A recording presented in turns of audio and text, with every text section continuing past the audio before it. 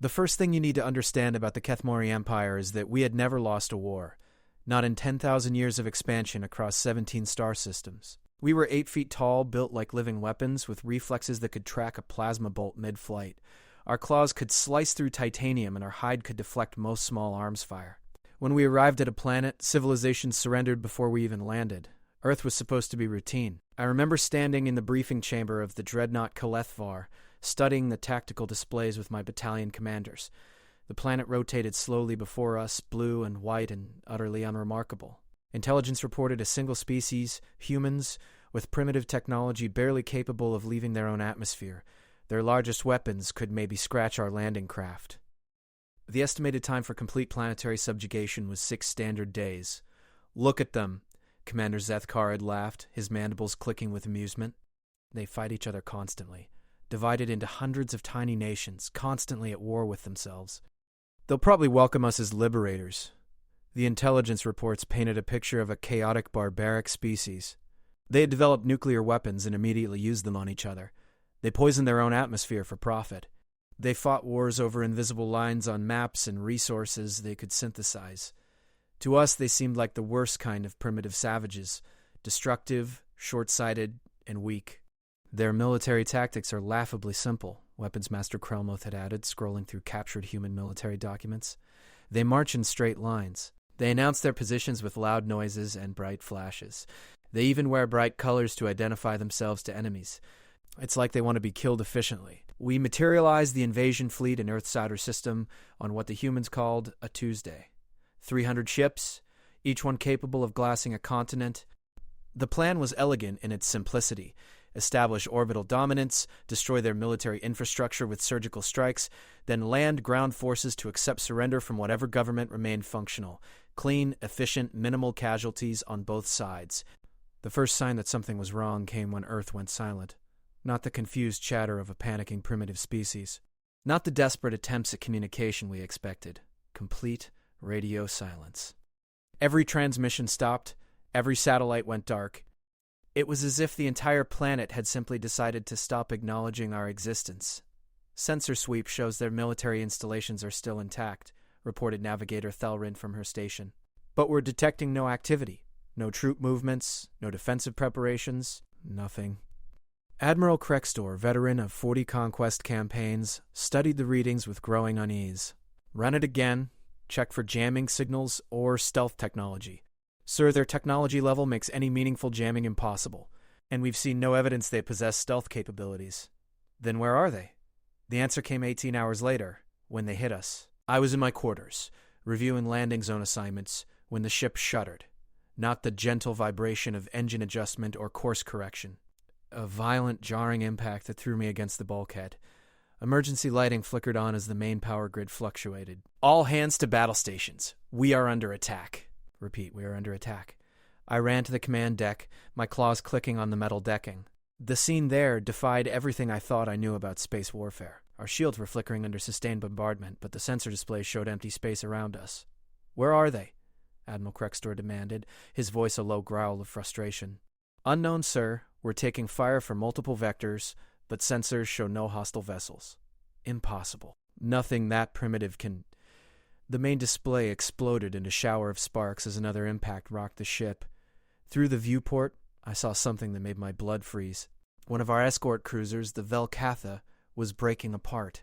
Not from a single catastrophic hit, but from dozens of small, precise strikes that had found every weak point in its armor. It died like prey animal brought down by pack hunters, bleeding from 1,000 small wounds. Sir, I'm detecting small objects moving at high velocity throughout the fleet. They appear to be... The sensor operator's words were cut off as another impact sent her sprawling. Stealth fighters, Admiral Krextor whispered. But their technology level... Contact Admiral Thexmar on the Dorath Vin, he ordered.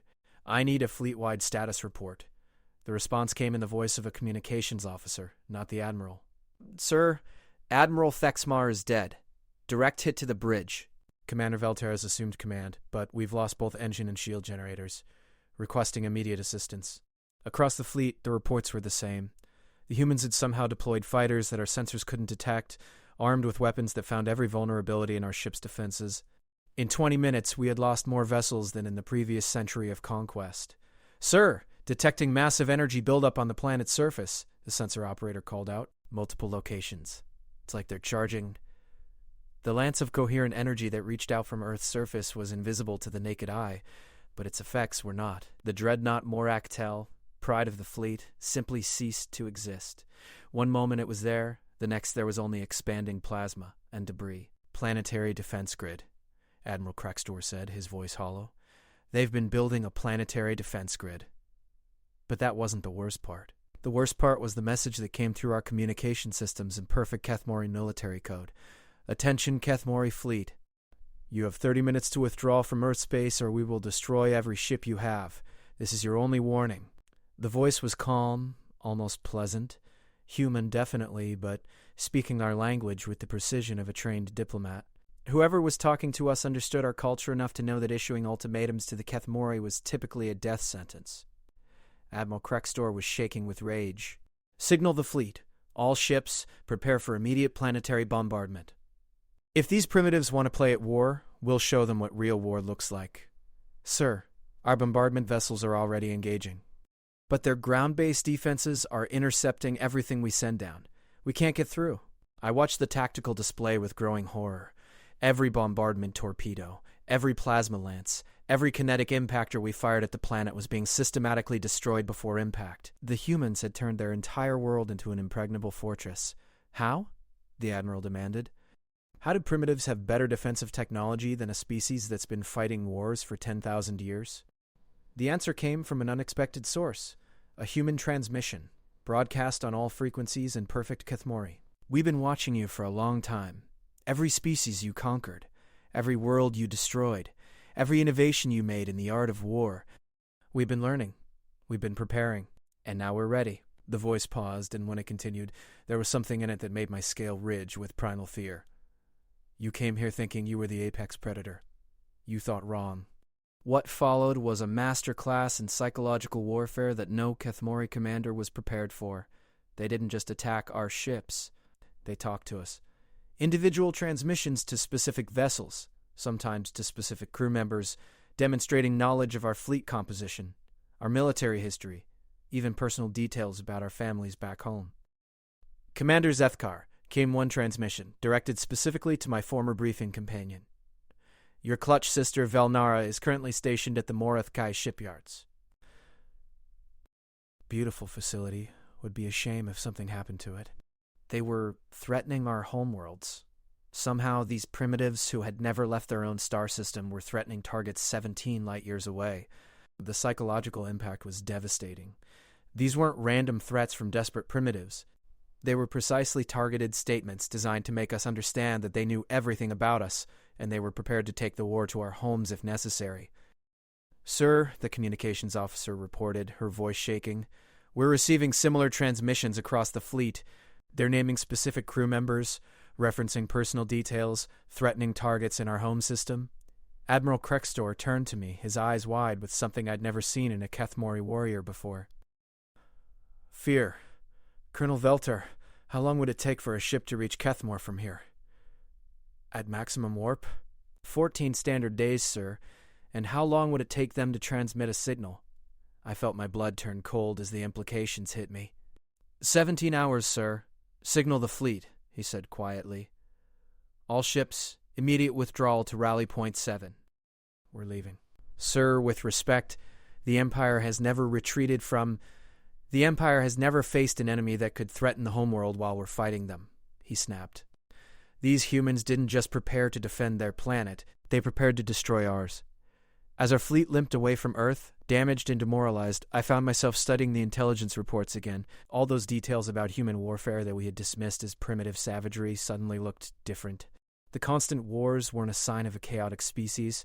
They were a sign of a species that never stopped practicing warfare. The nuclear weapons weren't evidence of their destructiveness. They were evidence that they were willing to destroy themselves rather than surrender. We had looked at humanity and seen primitives. We should have seen what they really were. A species that had been at war with itself for its entire existence, perfecting the art of killing in ways that more civilized species never imagined. The message that followed us as we retreated was the final confirmation of how badly we had underestimated them. This was your warning shot. Next time you won't see us coming. And somehow, despite the fact that we were leaving their star system at maximum warp, I believed them. The Emperor's court was not a place known for silence. Even in the most solemn ceremonies, there was always the whisper of scales against silk, the soft click of claws on marble, the low murmur of political conversations. But when Admiral Krextor finished his report of the Earth encounter, the throne room was as quiet as a tomb. Emperor Malethvor, ruler of the greatest military power in the galaxy, sat motionless on his throne for what felt like an eternity. His massive frame, scarred from 100 battlefield victories, seemed somehow diminished in the face of what we had just described. "You withdrew," he said finally, his voice carrying across the vast chamber. "From primitives." Admiral Krextor kept his head bowed. "My Emperor, they demonstrated capabilities that our intelligence completely failed to—" "They demonstrated capabilities," the Emperor repeated, his tone growing dangerous. "What capabilities?" "Energy weapons? We have better ones." "Stealth technology? We've faced that before." "Planetary defenses? We've broken through stronger." "My Emperor." I stepped forward knowing I was risking my career and possibly my life. It wasn't what they had. It was how they thought. The Emperor's gaze fixed on me, and I felt the weight of 10,000 years of Imperial authority pressing down like a physical force. "Explain." "They've been studying us, not just our technology or our military capabilities, our psychology, our culture, our weaknesses. They knew exactly how to hurt us in ways we didn't even realize we could be hurt." I gestured to the holographic display that still showed the tactical layout of the failed invasion. "Look at their targeting priorities. They didn't go for our primary weapons or our engines first. They went for our communications arrays and our sensor networks.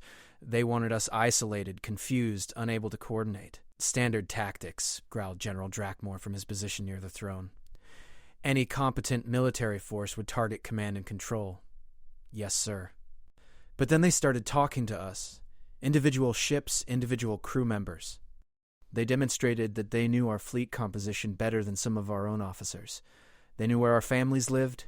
They knew which ships had the best repair records and which ones were overdue for maintenance." The Emperor leaned forward slightly. "Continue." "They weren't just fighting a space battle, my Emperor. They were fighting a psychological war on a level we've never encountered. Every transmission was calculated to make us feel vulnerable, exposed, outmatched. And it worked." "Because you let it work," General Drakmor snapped. "Kethmori warriors don't break because the enemy talks to them." "With respect, General," Admiral Krextor said quietly. "You weren't there. You didn't hear the certainty in their voices when they threatened our homeworld. You didn't see how easily they cut through our defenses with weapons that shouldn't have existed. This wasn't a primitive species getting lucky. This was a trap that had been decades in the making." The Emperor was silent for another long moment, studying the tactical data. Finally, he spoke. "Intelligence reports from our early contact teams described humans as a chaotic, self-destructive species, multiple nations constantly at war with each other, using increasingly devastating weapons. We interpreted this as weakness." "Yes, my Emperor." "But there's another way to interpret constant warfare, isn't there, Colonel?" I felt a chill run down my spine as I understood what he was getting at. "Yes, my Emperor. Constant practice. A species that has been at war with itself for millennia would have developed military thinking in ways that a unified empire never could. They would know every trick, every psychological manipulation, every tactical innovation that emerges from desperate conflict. They would be the ultimate military specialists." The throne room remained silent as the implications of this sank in. The Kethmori Empire had conquered through overwhelming force applied with surgical precision. We had superior technology, superior physical capabilities, and 3 centuries of military experience per warrior. But humans had something else entirely. They had been perfecting the art of war since before they could write. "My Emperor," General Drakmor said carefully, "surely you're not suggesting that we abandon our conquest of this system over one failed engagement." Emperor Malethor's expression grew cold. "What I'm suggesting, General, is that we need more information before we commit any more resources to this campaign." "Colonel Veltar." "Yes, my Emperor." "You will lead a reconnaissance mission back to Earth space. I want to know everything about human military capabilities, their technology level, their defensive strategies, and I want to know how they gathered intelligence about our empire." The assignment felt like a death sentence, but I kept my expression neutral. "Of course, my Emperor. What are my parameters?" Complete stealth. No engagement unless absolutely necessary. If they detect you, withdraw immediately. I won't lose another fleet to overconfidence. As the court session ended and I prepared for what might be my final mission, I found myself obsessing over the human transmissions we had recorded. There was something about the tone, the precision of the language that troubled me. These weren't the desperate threats of a cornered species. They were the calm statements of a predator that had already decided on the outcome of the hunt. 3 days later, I found myself aboard the stealth reconnaissance vessel Shadow's Edge, jumping into the outer reaches of Earth's solar system. Our ship was designed to be invisible to every sensor technology known to galactic civilization. It was smaller than a fighter craft, with emissions dampeners that made it virtually undetectable. If the humans couldn't find us, we could observe them for weeks without their knowledge. We lasted 6 hours. The first sign of trouble came from our long-range sensors. The space around Earth was active in ways that defied explanation. There were energy signatures everywhere, but none of them matched any known technology. It was as if the humans had fundamentally reinvented how they generated and used power. "Captain," reported sensor operator Thekvar, "I'm detecting what appears to be a construction project in Earth's asteroid belt. Scale is significant." The images that came through made no sense. The humans were building something enormous among the asteroids, a structure that dwarfed their entire planet. It wasn't a space station or a shipyard. It looked like a weapon. "How long has this been under construction?" I asked, based on the structural analysis. "At least 50 standard years, sir. Probably longer." 50 years. They had been building this installation for half a century, long before first contact with any galactic species, long before they could have known we existed. "Sir," the communications officer called out suddenly, "we're receiving a transmission. Impossible. We're running full stealth protocols." "Sir, the transmission is specifically addressed to our ship, by name. They're asking us to dock with their outer station for diplomatic discussions." I felt the same cold fear I'd experienced during the fleet battle. Somehow these humans had detected a ship that no one should have been able to find. They knew we were here, they knew what ship we were, and they were politely inviting us to surrender. "Options?" I asked my crew. "We could withdraw immediately," suggested Navigator Moreth. "Maximum warp back to Imperial space. Or we could find out what they want to discuss," added Communications Officer Velerin. "They might genuinely want to talk." I studied the tactical display, trying to think like a Kethmori strategist rather than a frightened soldier. The humans had demonstrated overwhelming defensive capabilities during the fleet engagement, and now they were showing that they could detect our best stealth technology. Running away would only confirm that we couldn't match them technologically, but accepting their invitation could be walking into a trap. On the other hand, if they had wanted to destroy us, they could probably do it whether we cooperated or not. Signal the humans that we accept their invitation, I decided. But keep the engines hot and be ready to jump if this goes bad. The human station was unlike anything in our architectural database. Where Kethmori facilities were built for intimidation and military efficiency, this structure seemed designed for functionality and adaptation. It was clearly modular, with sections that could be added, removed, or reconfigured as needed. And it was enormous, easily the size of a major Imperial shipyard. The docking procedures they transmitted were precise and professional, with safety protocols that seemed designed to accommodate species with wildly different biological and technological requirements. These weren't hastily improvised procedures for dealing with aliens. They were standardized protocols that had obviously been developed and refined over time. As our ship settled into the docking bay, I realized I was about to become the first Kethmori to meet humans face to face. Everything I learned here could determine the future relationship between our species. The human who met us at the airlock was not what I expected. Based on our intelligence reports, I had been prepared for a primitive humanoid, probably small and physically weak, possibly carrying crude chemical weapons. Instead, I found myself facing a being that was clearly a soldier, wearing armor that seemed to incorporate technology we didn't fully understand, and carrying weapons that looked deceptively simple but felt dangerous in ways I couldn't define. "Colonel Veltar," the human said in perfect Kethmori military formal address. "I am Commander Sarah Chen of the Solar Defense Force. Welcome to Ceres Station. We've been looking forward to meeting you." The fact that she knew my rank and name wasn't as shocking as it should have been. The humans had already demonstrated extensive intelligence capabilities, but her manner was what caught me off guard. She wasn't afraid, wasn't aggressive, wasn't trying to establish dominance. She was simply professional, as if meeting with alien military officers was something she did regularly. "Commander Chen," I replied, fighting to keep my voice steady. Your people invited us for diplomatic discussions. Yes. Please follow me. Admiral Martinez is waiting in the conference room. As we walked through the station, I tried to analyze everything I saw. The human facilities were clean, efficient, and obviously designed by people who understood military logistics. But there were details that troubled me.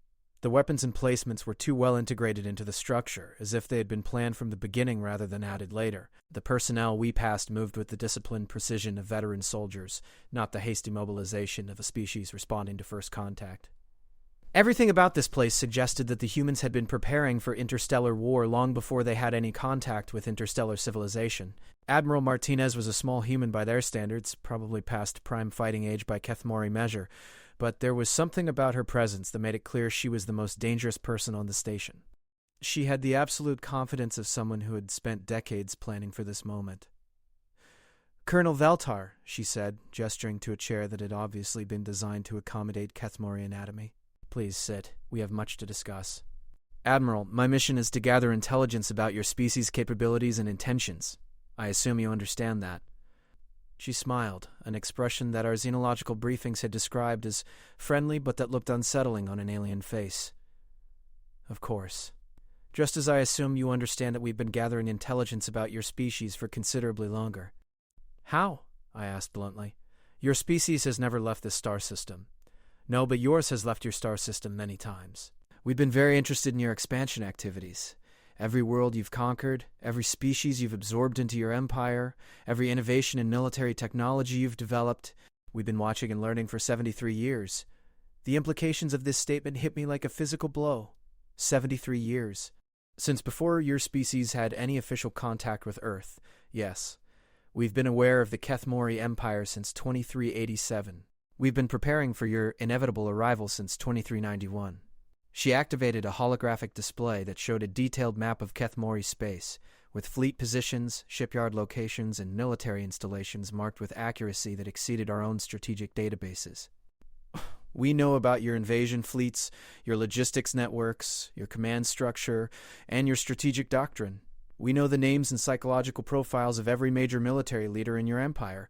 We know which worlds are essential to your economy and which ones are militarily irrelevant. We've spent decades studying how you fight wars. And now we're going to show you how we fight wars." The display changed to show the Sol system, but it wasn't the primitive star system our intelligence had described. It was a fortress. The asteroid belt had been converted into a massive weapons platform. The outer planets hosted installations that could probably destroy entire fleets. Even Earth's moon had been weaponized. This is what 73 years of preparation looks like when a species that's been perfecting warfare for 10,000 years finally has a clear enemy to prepare for. I stared at the display, finally understanding the scope of what the Kethmori Empire was facing. This wasn't a primitive species that had gotten lucky with some advanced technology. This was a military power that had spent nearly a century preparing to fight us specifically. "What do you want?" I asked. "We want to end this war before it starts," Admiral Martinez said simply. "Your empire is based on the assumption that you are the supreme military force in the galaxy. You're not. You're about to discover that there's something worse than the ultimate predator." "What's that?" Her smile became something that would haunt my dreams for years afterward. The ultimate prey that's had time to prepare. Admiral Martinez led me through sections of Ceres Station that I was certain no alien was supposed to see. What she showed me there fundamentally changed everything I thought I knew about warfare. "Tell me, Colonel," she said as we walked through a corridor lined with strategic displays, "what do you know about human history? Our intelligence indicates that your species has been engaged in constant warfare with itself for approximately 10,000 years. We interpreted this as evidence of a chaotic, self-destructive civilization." "Constant warfare," she repeated thoughtfully. "That's one way to look at it. Another way would be to say that we've had 10,000 years of military research and development with live testing." She stopped at a wall display that showed a timeline of human conflicts. The sheer scope of it was staggering. Not just wars between major powers, but endless regional conflicts, civil wars, insurgencies, and revolutions. There was virtually no period in recorded human history when they weren't fighting someone, somewhere. Most species develop military technology during times of crisis and then largely ignore it during peacetime, she continued. Humans have never had peacetime. We've been in a constant arms race with ourselves since we learned to make weapons, but surely that level of conflict must have weakened your species. All those resources wasted on... Wasted? Admiral Martinez turned to face me, and I saw something in her expression that made my survival instincts scream. Colonel, what happens to a species that spends 10 millennia optimizing the art of killing? Before I could answer, she activated another display. This one showed human military doctrine, and I immediately understood why our invasion had failed so catastrophically. Where Kethmori military thinking focused on overwhelming force applied with precision, human strategy was built around the assumption that the enemy would always be stronger, better equipped, and more numerous. Every human tactical manual started from the premise that they were the underdog. We call it asymmetric warfare, she explained. The art of defeating a superior enemy through superior thinking rather than superior force. We've been practicing it on each other for so long that it's become instinctive. The display showed human conflicts where smaller forces had defeated larger ones through tactics that no Kethmori strategist would have considered viable. Guerrilla warfare, psychological operations, technological innovations born from desperation, and strategic thinking that prioritized adaptability over doctrine. Your species develops military technology to maintain an advantage, Admiral Martinez continued. Our species develops it to overcome disadvantages. Very different mindset. She led me to what appeared to be a war room, where human officers were analyzing tactical data from across known space. But they weren't just studying Kethmori positions. They were tracking every major military power in the galaxy. 73 years is a long time to prepare for war, she said. But we didn't just prepare to fight the Kethmori Empire. We prepared to fight everyone. The strategic displays showed detailed analyses of 17 different species' military capabilities, complete with tactical assessments and invasion plans. The humans hadn't just been preparing to defend Earth. They had been preparing to take the war to every major power in galactic civilization. You're planning to invade our territory, I said, feeling cold dread spreading through my system. No, Admiral Martinez corrected. We're planning to end the threat your empire represents to free species everywhere. There's a difference. She activated a holographic display that showed the current political situation in the galaxy. The Kethmori Empire controlled 17 star systems directly, with another 37 under tribute arrangements.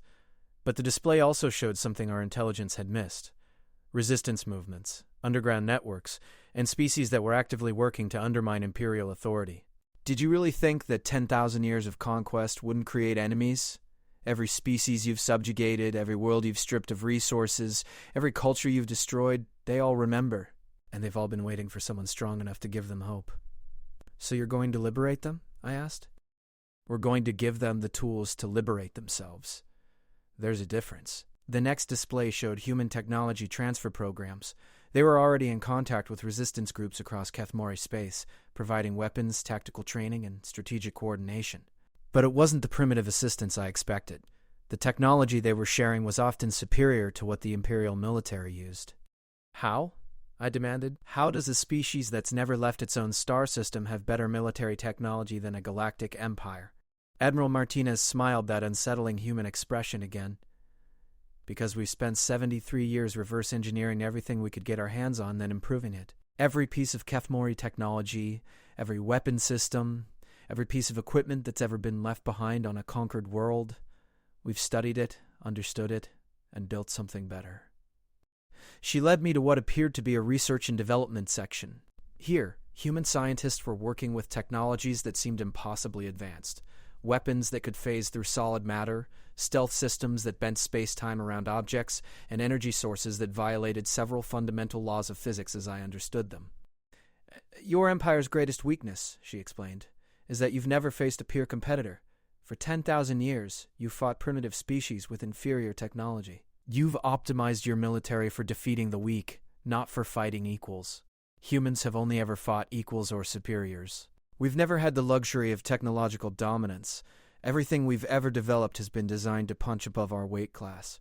The truth of this was evident in every piece of equipment I examined. Human weapons weren't just powerful, they were clever. Their armor didn't just protect, it adapted. Their strategies didn't just win battles, they turned the enemy's strengths against them. Let me show you something specific, Admiral Martinez said, leading me to an isolated section of the station. Your empire's expansion relies on a simple principle: overwhelming force delivered through superior technology. Your dreadnoughts can destroy any ship in space, your ground forces can conquer any planet, and your logistics network can support operations across multiple star systems simultaneously. Yes, I agreed, it's an effective strategy against static targets. But what happens when the targets aren't static? The chamber we entered contained a scale model of the Kethmori Empire, complete with fleet positions, supply lines, and strategic installations. But as I watched, sections of the display began changing color, showing disrupted supply lines, compromised communications, and isolated fleet elements. "We've spent decades studying your logistics network," Admiral Martinez explained, "and we've identified 17 critical points whose simultaneous destruction would cripple your empire's ability to project military power." The display showed attack plans that were breathtaking in their scope and precision. Simultaneous strikes across multiple star systems timed to maximize disruption and prevent coordinated response. But these weren't plans for massive fleet engagements. They were plans for precision strikes by small, highly mobile forces. "Your military doctrine assumes that the enemy will meet you in direct combat," she continued. "It doesn't account for an enemy that refuses to fight fair." "We're talking about warfare," she corrected coldly. "Your empire has spent 10,000 years teaching the galaxy that might makes right, that the strong can take whatever they want from the weak, that military superiority gives you the right to destroy entire civilizations. Now you're going to learn what happens when someone stronger comes along. You think you're stronger than the Kethmori Empire? I know we're smarter. And in warfare, smart beats strong every time." She led me to one final room, and what I saw there made me understand why the human invitation for diplomatic discussions had been a trap.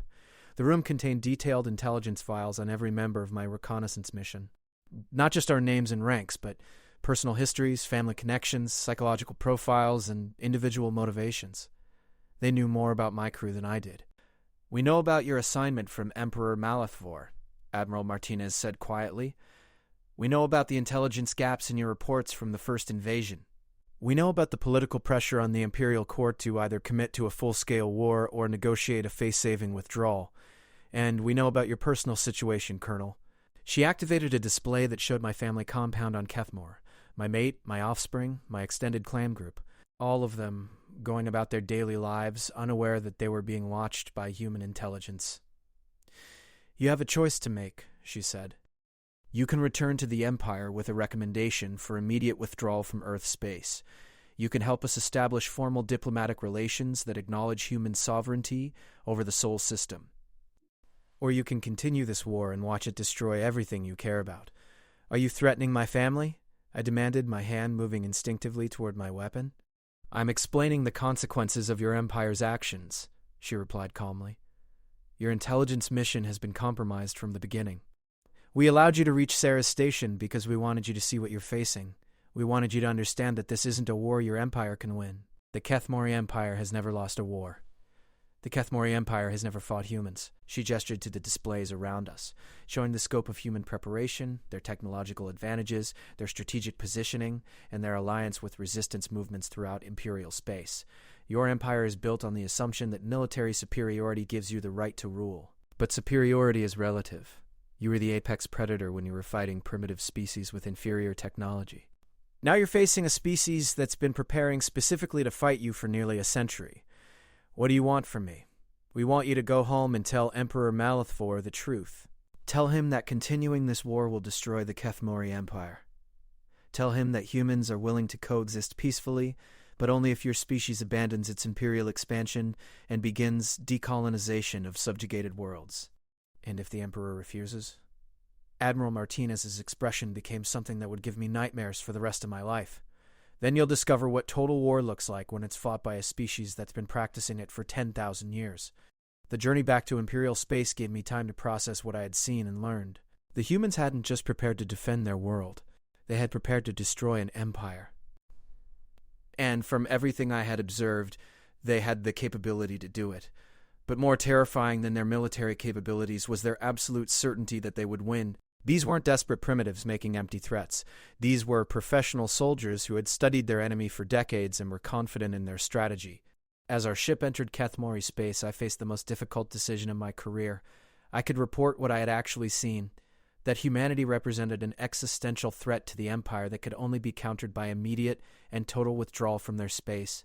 Or I could file a report that suggested human capabilities were manageable, preserving the possibility of Imperial face-saving, while potentially dooming millions of Kethmori to death in an unwinnable war. The choice was made for me when our ship's communication system activated without any input from my crew. "Colonel Veltar," came a familiar voice. Admiral Martinez, transmitting from Earth across 17 light-years of space. I hope you understand that your Emperor needs to hear the complete truth about what you've seen.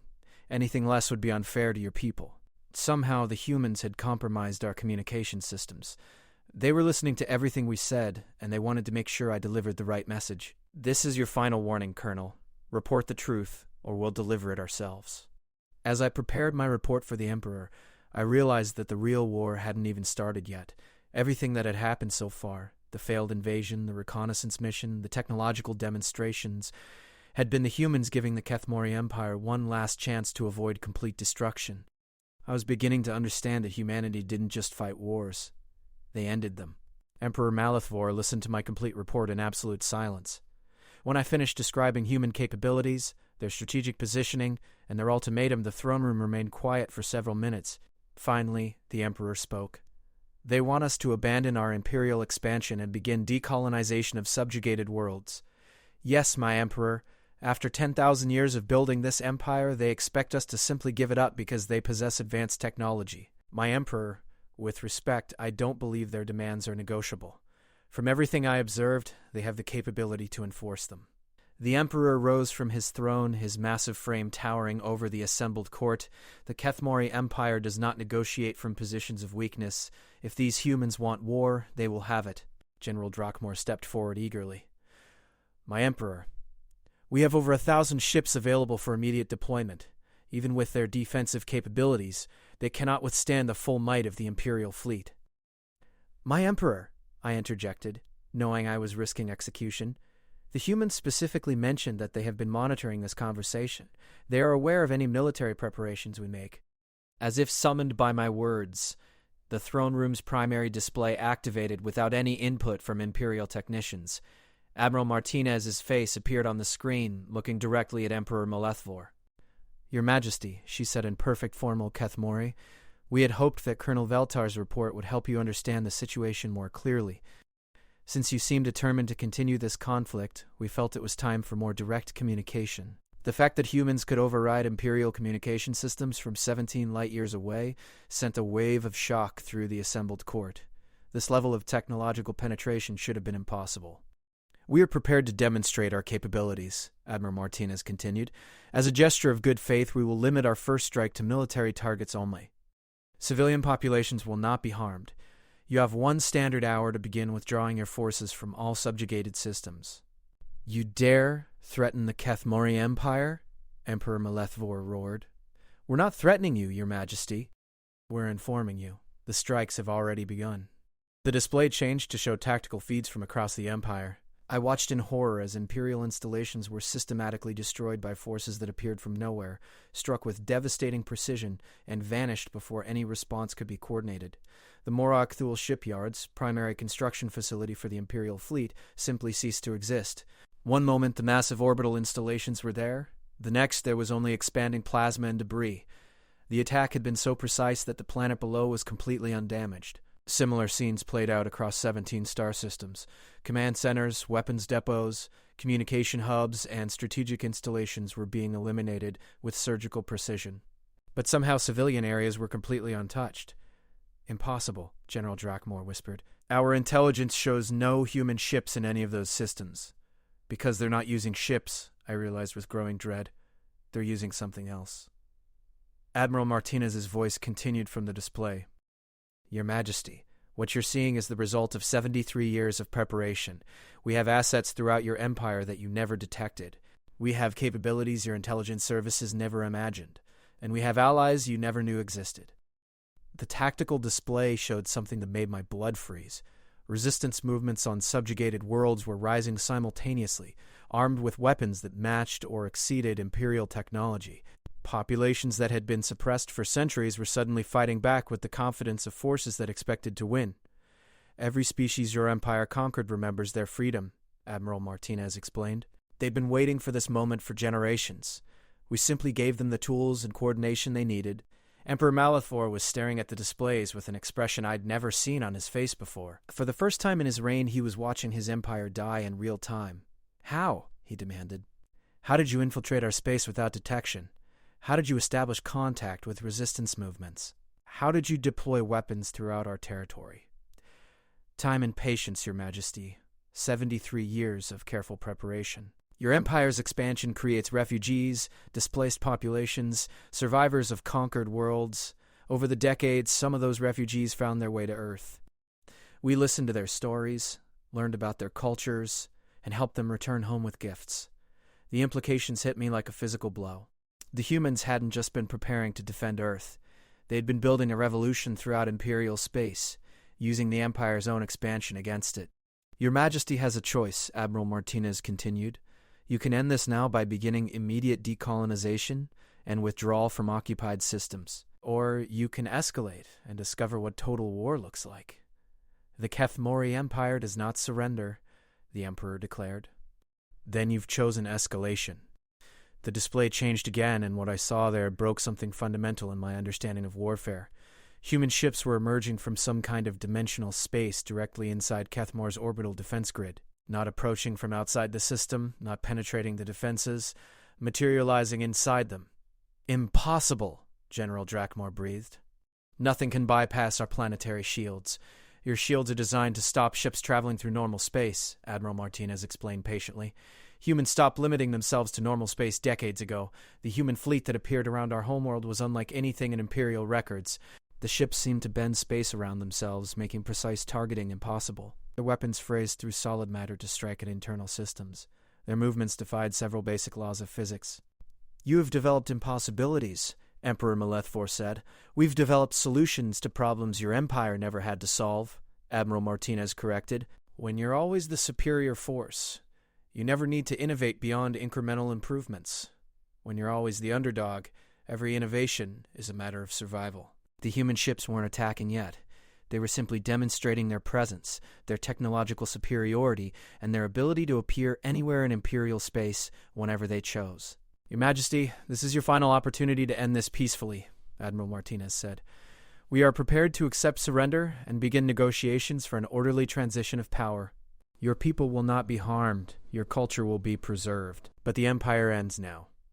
Emperor Malethfor looked around the throne room at his assembled generals, his court officials, his strategic advisors. All of them were staring at the tactical displays with expressions of shock and defeat. The reality was inescapable. The humans had already won.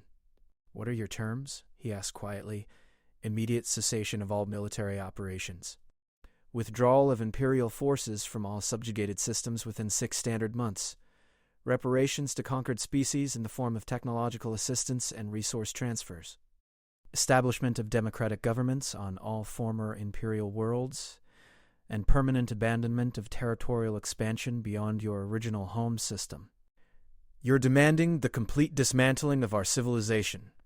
We're demanding that your civilization learn to exist without exploiting others. The Kethmori people are welcome to remain on Kethmor and develop their culture peacefully. The Kethmori Empire ends to General Drakmor stepped forward desperately. My Emperor, we still have ground forces, defensive installations, reserves that are irrelevant, I interrupted, finally understanding the scope of human planning. General, they're not just militarily superior. They've spent decades turning every conquered species against us. They have allies throughout the Empire. They have technology we can't match, and they have the will to use it. Colonel Veltar is correct, Admiral Martinez added. But more importantly, Your Majesty, continuing this war will accomplish nothing except the unnecessary death of millions of Kethmori. We have no interest in genocide or cultural destruction. We simply want the exploitation to end. Emperor Malethfor was silent for a long moment, studying the displays that showed human forces positioned throughout his empire. Finally, he spoke. Signal all Imperial forces. Cease fire immediately. Begin withdrawal from occupied systems according to human timelines. My Emperor. General Drakmor started to protest. The Empire is finished, General. It ended the moment humans demonstrated they could appear inside our defenses without warning. Continuing to fight will only result in the destruction of our species. Admiral Martinez's expression softened slightly. Your Majesty, you're making the right choice. The transition will be difficult, but your people will survive. That's more than can be said for the alternative. As the human fleet began to withdraw from Kethmor space, I found myself thinking about the implications of what had just happened. The Kethmori Empire, 10,000 years in the building, had been dismantled in less than a day by a species that had never left their own star system until now. But the most terrifying realization was that this hadn't been a war. It had been an execution. The humans had spent decades positioning themselves to end the Empire at will, and they had simply chosen to do it today. Colonel Veltar, the Emperor said quietly, you will oversee the withdrawal operations. Make sure our forces understand that any resistance to human directives will result in immediate and overwhelming retaliation. Yes, my Emperor. And Colonel, in your professional opinion, how long do you think they've been capable of ending our empire? I thought about the infrastructure I had seen at Ceres Station, the depth of their intelligence operations, the sophistication of their technology, and the precision of their planning. My Emperor, I believe they've been capable of destroying us for at least 20 years, possibly longer. Then why wait until now? It was Admiral Martinez who answered, her voice coming through the communication system one final time. Because we wanted to give you the chance to evolve beyond conquest. Every year we waited was a year your people could have chosen a different path. You chose to continue expanding, continue conquering, continue destroying other species. Today was simply the day we decided that the galaxy had suffered under Imperial rule long enough. Congratulations, Your Majesty. Your empire lasted longer than most. The transmission ended, leaving the throne room in stunned silence. The age of Kethmori dominance was over, ended by a species that had turned patience, preparation, and the Empire's own victims into weapons of liberation. As I prepared to oversee the dismantling of the greatest military power the galaxy had ever known, I realized that humanity hadn't just won a war, they had redefined what power meant in a universe where the strongest predator could be brought down by sufficiently motivated prey. The humans had spent 10,000 years teaching themselves how to kill. Now they were going to spend the next 1,000 years teaching the galaxy how to live. 40 years have passed since the end of the Kethmori Empire, and I still wake up sometimes in cold sweats, remembering the moment I realized that humanity had been playing a game where the rest of us didn't even know the rules. The transition was unlike anything in galactic history. Most conquered empires collapsed in chaos, civil war, and revenge killings. The dismantling of Kethmori space proceeded with the same methodical precision that characterized everything humans did. They didn't want revenge. They wanted reconstruction. I was appointed as liaison between the former Imperial government and human transition teams. It was a position that gave me a front-row seat to watch humanity reshape the galaxy, and what I saw changed everything I thought I knew about power, civilization, and the nature of intelligence itself. The first thing humans did wasn't military. It wasn't political, it was educational. Teams of human specialists arrived on every former Imperial world with complete databases of the original cultures that had existed before conquest.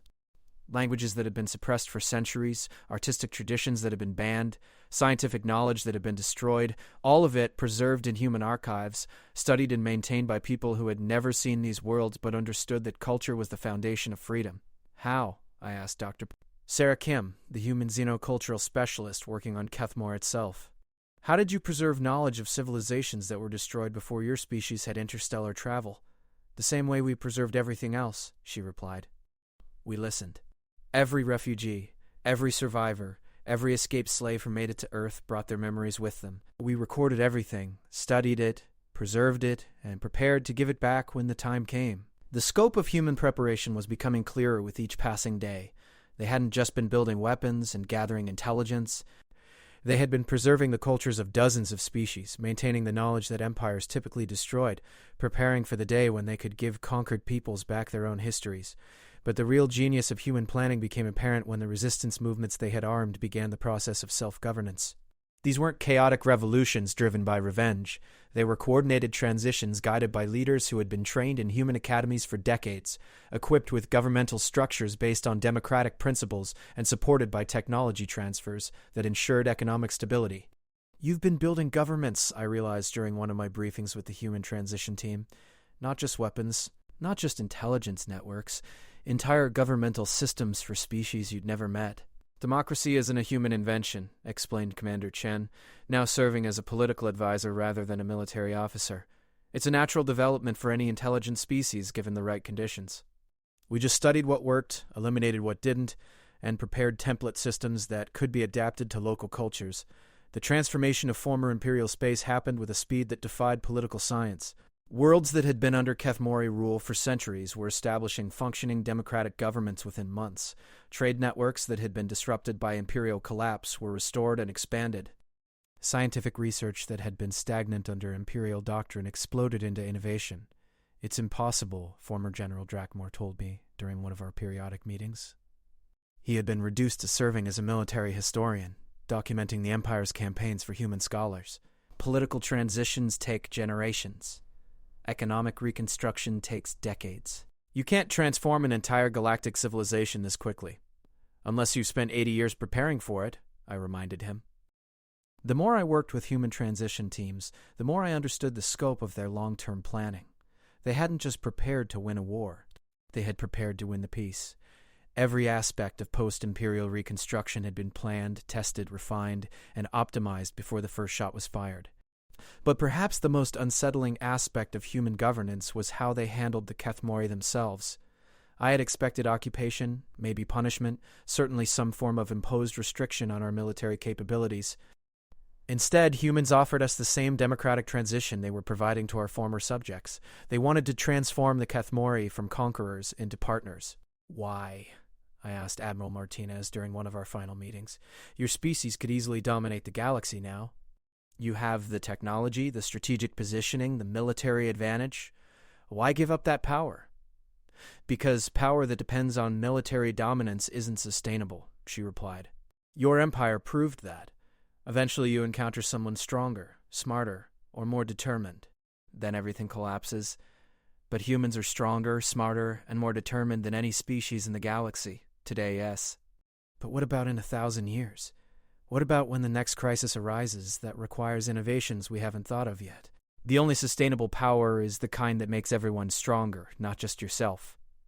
She gestured to a display showing the current state of former imperial space. Dozens of species were developing new technologies, exploring new frontiers, creating art and literature and scientific breakthroughs that none of them could have achieved under imperial rule. This is what humans have been working toward for the past century, she said. Not dominance, partnership. A galactic civilization based on cooperation rather than conquest. And if someone threatens that civilization? Her expression became something that reminded me why humans were the most dangerous species in the galaxy. Then they'll discover what happens when 67 species that have learned to work together decide to solve a problem. The final phase of my education in human thinking came when they invited me to visit Earth itself, not as a prisoner or a refugee, but as an ambassador from the new Kethmori Republic to the Solar Federation. Earth was nothing like what I expected. Our intelligence had described a heavily militarized world, converted into a fortress for the defense of humanity. What I found was a garden planet where billions of humans lived peaceful, productive lives in societies that seemed almost impossibly complex and yet functioned with remarkable efficiency. Where are your military installations? I asked my guide, Dr. Michael Torres, a human sociologist who had spent decades studying galactic civilizations. Everywhere and nowhere, he replied.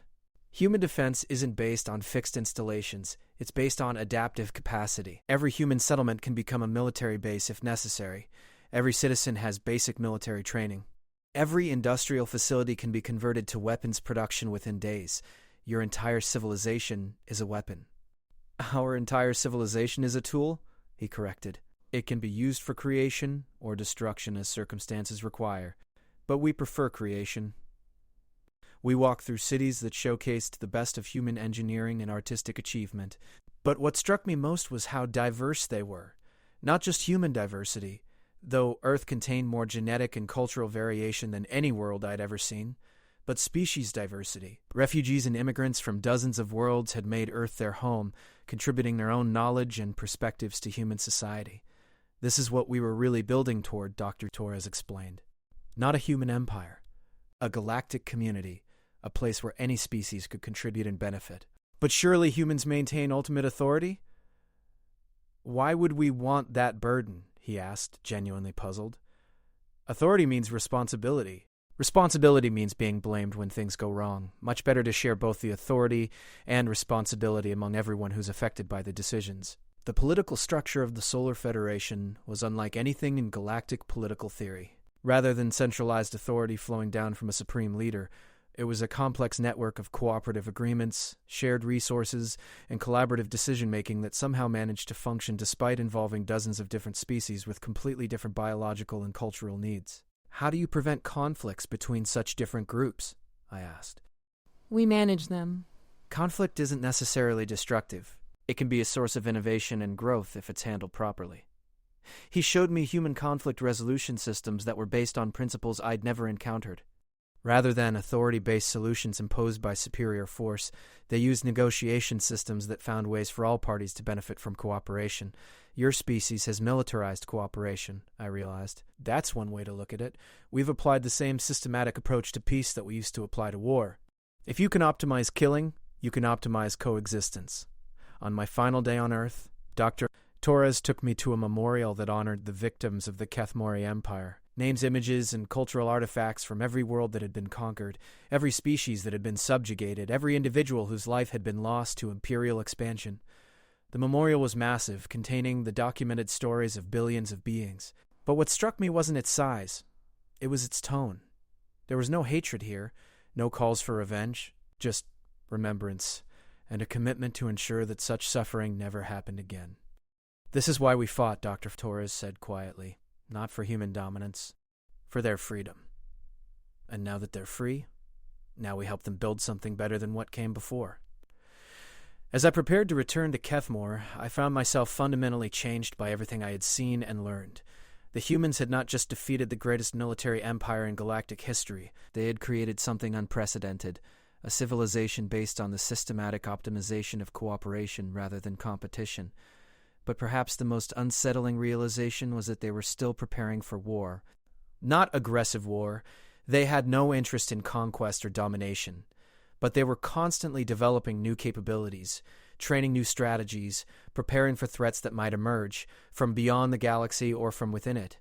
The same methodical approach that had destroyed the Kethmori Empire was now being applied to the defense of galactic peace.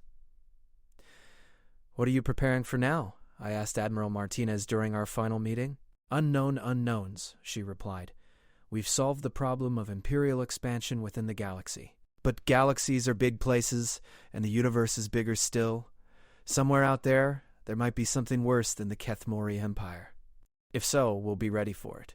And if there isn't, then we'll have spent our time building the most robust, adaptable, and creative civilization possible. Either way, time well spent." Now, 40 years later, as I give this testimony before the Galactic Council, I find myself reflecting on what humanity has taught the galaxy about the nature of power, the purpose of strength, and the true meaning of security. They showed us that the ultimate predator isn't the strongest or the fastest or the most vicious. It's the smartest, the most adaptable, and the most willing to learn. They proved that true security doesn't come from the ability to destroy your enemies, but from the ability to make everyone stronger. Most importantly, they demonstrated that a species that has learned how to perfect warfare can choose to perfect peace instead. The human approach to galactic civilization has created unprecedented prosperity, innovation, and freedom for billions of beings. Trade flourishes, art creates beauty across species lines, scientific advancement proceeds at rates that were impossible under imperial rule.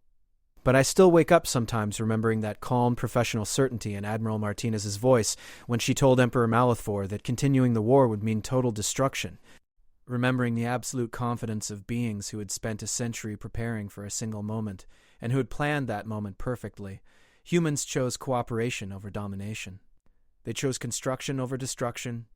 They chose to use their perfected understanding of warfare to build peace instead of waging war. But they could choose differently. At any time, for any reason, humanity could decide that the galaxy needed to be reshaped according to their vision, rather than guided according to cooperative principles.